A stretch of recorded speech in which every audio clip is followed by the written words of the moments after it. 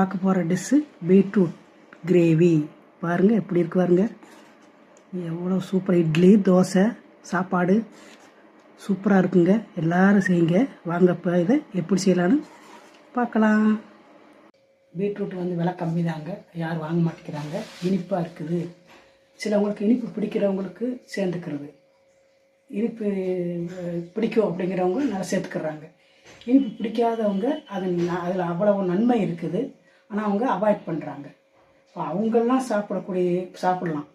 அந்த அளவில் நம்ம இப்போ செய்யலாம். அந்த ரெசிபி சட்னியாக சூப்பராக இருக்கும். சட்னியாக எடுத்துக்கலாம். சாப்பாட்டுக்கு, இட்லி தோசைக்கு சூப்பராக எல்லா டிஷ்ஷுக்கு எடுக்கிற மாதிரி நான் உங்களுக்கு செஞ்சு காட்டுறேன். வாங்க பார்க்கலாம்.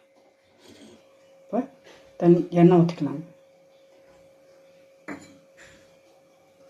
கடலைப்பருப்பு ஒரு 400 கிராம் பீட்ரூட்டுக்கு மேலே நான் எடுத்துருக்கிறேன். 400 கிராமுக்கு மேலே.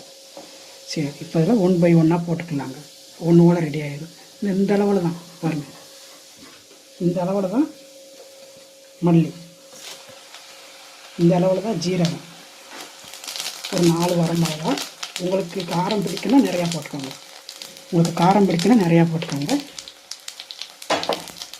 அடுத்து கருவேப்பிலை, அதே ரெடி ஆகிடுச்சு. அதெல்லாம் ரெடி ஆகிடுச்சு. நம்ம போட முன்னாடி ரெடி ஆகிடுச்சு.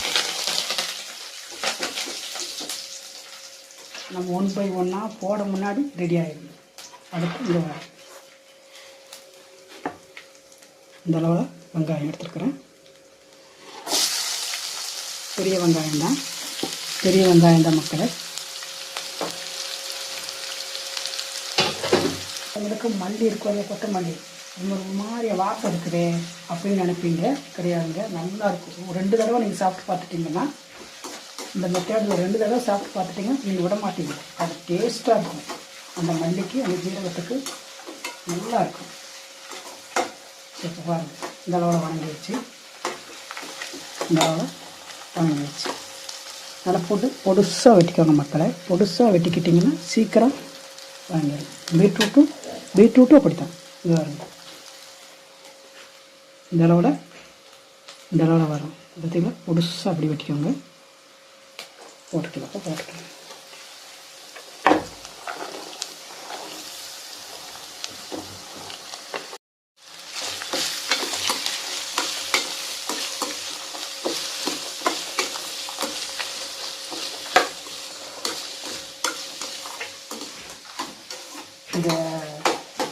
இந்த மல்லிகை போடணும். அடுத்து நமக்கு அந்த காயில் எல்லாம் போட்டு அப்படியே வணக்கும் போது நல்லா அதில் சேர்ந்து அதோடைய காரம், அது இந்த வரமிளகாவோடைய காரம் அதில் ஒட்டி, அந்த மல்லிகை வாசமும் அதில் ஒட்டி சூப்பராக இருக்குது. ஜீரக வாசம் நல்லா இருக்குது மக்கள். அடுத்து வந்து கொஞ்சம் இந்த காய்க்காத்த லைட்டாக உப்பு போட்டுக்கோங்க. கல் உப்பு போடுங்க, வணங்கிடும். கல் உப்பு போட்டுக்கோங்க. இந்த அளவில் புளி நல்லா சுத்தம் பண்ணி வேஸ்ட்டுகள்லாம் இல்லாமல் எடுத்து வச்சுருக்கிறேன். சொதன்று கொஞ்சம் கழுவி, அந்த காஞ்ச புளி அப்படியே கழுவுனா மேலே உள்ள கசடெல்லாம் போயிடும். அடுத்து இந்த அளவில் வரும். பார்த்தீங்களா, தெரியுதா? சொதன்னு தெரியுதா? இது சொதன்னு இருக்குல்ல. இது வரும். கொஞ்சம் போட்டுக்கிறேன்.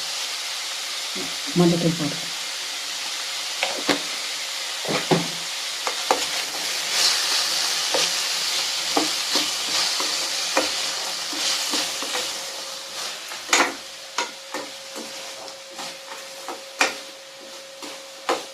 இந்த டம்ளர் மக்களை, இந்த டம்ளருக்கு ஒரு 1/2 டம்ளர். இந்த டம்ளருக்கு ஒரு 1/2 டம்ளர் இந்த காய்க்கு நான் எடுத்துருக்கிறேன். இப்போ இது வேகட்டும் பாருங்கள். நல்லா இப்போ கொஞ்சம் வேகட்டும். சீக்கிரம் வந்துடும். வேகட்டும், அவ்வளோதான். ஊற்றுறோம். நல்லா வந்துருச்சு. வாங்க தண்ணியே இல்லை. பார்த்தீங்களா? இப்போ ஸ்டவ் ஆஃப் பண்ணிக்கலாம். நல்லா வெந்துருச்சு. இப்போ இதை ஆற வச்சு மக்களை இதை மிக்சியில் போட்டு அடிச்சுக்கலாம்.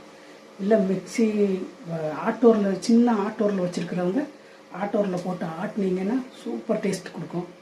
சரி ஆட்டோரில் இல்லை அப்படின்னா நம்ம போட்டு மிக்சியில் போட்டு அடிச்சுக்கலாம். அடிச்சுட்டு அப்புறம் பார்க்கலாம். அரைச்சாச்சுங்க. அப்படியே அரைச்சி எடுத்துக்கோங்க. மிக்சியில் அரைச்சி எடுத்துக்கோங்க. இல்லை ஆட்டாங்கல் இருக்குன்னா ஆட்ட முடியும்னா ஆட்டி எடுத்துக்கோங்க. சூப்பராக இருக்கும். நல்லா கட்டியாக தான் இருக்கும். நீங்கள் சட்னியாக யூஸ் பண்ணால் எங்களுக்கு தனியாக பிடிக்கும்னா கொஞ்சம் தனியாக செஞ்சுக்கோங்க.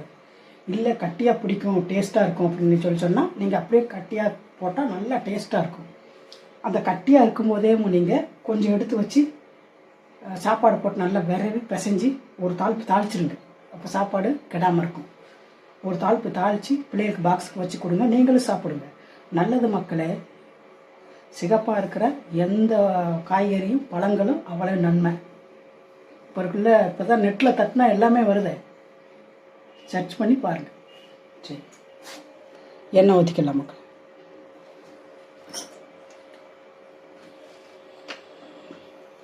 கடுகு ஊற்றி கருவேப்பிலங்க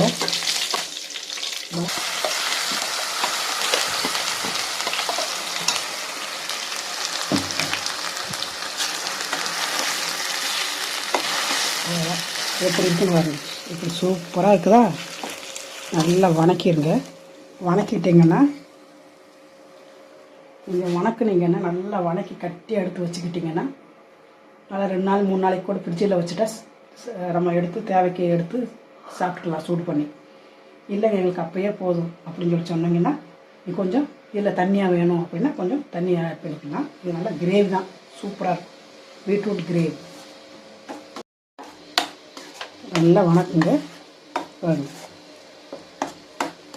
நல்லா இப்போ இந்த டயத்தில் உப்பு போட்டோம் பார்த்துக்கலாம். டேஸ்ட் பார்த்துக்கலாம்.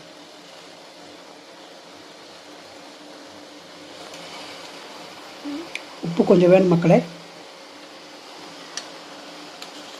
உப்பு கொஞ்சம் வேணும்.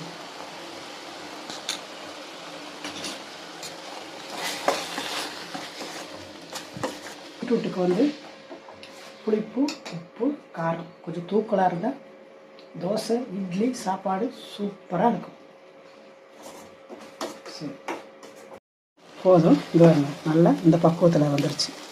கிரேவி மாதிரி போதும். இப்போ ஸ்டவ்வை ஆஃப் பண்ணிக்கலாம். இப்படி இருக்குது. சூப்பராக இருக்கு பாருங்க. பீட்ரூட் கிரேவி எப்படி செய்கிறதுன்னு பார்த்தங்க. எல்லோரும் செஞ்சு பாருங்கள். ட்ரை பண்ணி பாருங்கள் மக்களே. உப்பு காரம் புளிப்பாக நல்லாயிருக்கும். சாப்பிடாதவங்க கூட சாப்பிட்டுக்கிடுவாங்க. நீங்கள் எல்லோரும் ட்ரை பண்ணுங்கள். அடுத்து ஒரு சூப்பர் வீடியோவில் சந்திக்கலாம். நன்றி அண்ட் பாய்.